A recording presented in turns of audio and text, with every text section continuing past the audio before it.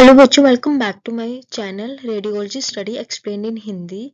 आज का जो सेशन है वो है हाफ वैल्यू लेयर के ऊपर। तो आज का सेशन अच्छे से सुनिएगा और बहुत छोटा सा सेशन रहने वाला है। तो चलिए फिर बिना किसी देरी के अपना जो सेशन है वो शुरू करते हैं।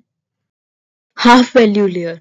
Half value layer expresses the thickness of absorbing material needed to reduce the incident radiation intensity by a factor of 2।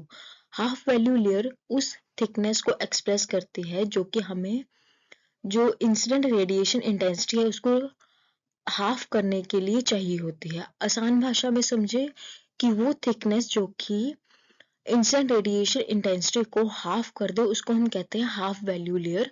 और ये थिकनेस किसकी होती है? एब्जॉर्बिंग मटेरियल की। अब जो एब्जॉर्बिंग मटेरियल है वो दो फीचर्स पे डिपेंड करता है। पहला है जो हाफ वैल्यू लेयर है वो एटॉमिक नंबर के साथ जैसे जैसे एटॉमिक नंबर बढ़ता जाता है वैसे वैसे जो हाफ वैल्यू लेयर है वो डिक्रीज करती जाती है। अगर हम एग्जांपल लें तो एग्जाम्पल में क्या बोला गया है? 35 metre of air is needed to reduce the intensity of 100 kb X-ray beam by a factor of 2, whereas just 0.12 mm of lead can do the same।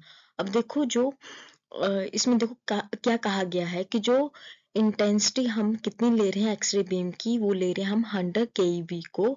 अगर हमने इसको हाफ में रिड्यूस करना, मतलब अगर हमने इसको 50 बनाना है, तो अगर हम एयर की बात करें, एयर को हम यहाँ पे ले रहे हैं ऑक्सीजन। तो जो ऑक्सीजन का एटॉमिक नंबर होता है वो होता है 8 और जो लेड होता है वो होता है हमारा 82। तो जो लेड एटॉमिक नंबर है वो ग्रेटर होता है एज कंपेयर टू एयर का एटॉमिक नंबर दैट इज 8। तो उस वजह से जो हमें ज्यादा थिकनेस चाहिए होगी एज कंपेयर टू लेड की थिकनेस के, ताकि जो हम ये जो इंटेंसिटी है 100 kV को की उसको हम रिड्यूस कर सके। तो जैसे जैसे एटॉमिक नंबर इंक्रीज करता जाता है वैसे वैसे जो हाफ वैल्यू लेयर है वो डिक्रीज करती जाती है। और दूसरा फैक्टर है एनर्जी ऑफ द एक्सरे। तो जैसे जैसे जो हाफ वैल्यू लेयर है, जैसे जैसे जो एनर्जी ऑफ एक्सरे है वो इंक्रीज करता जाता है वैसे वैसे जो हाफ वैल्यू लेयर है वो भी इंक्रीज करती जाती है। अगर हम एग्जांपल लें तो 0.26 centimetre for iron at 100 kV to about 0.64 centimetre to 200 kV।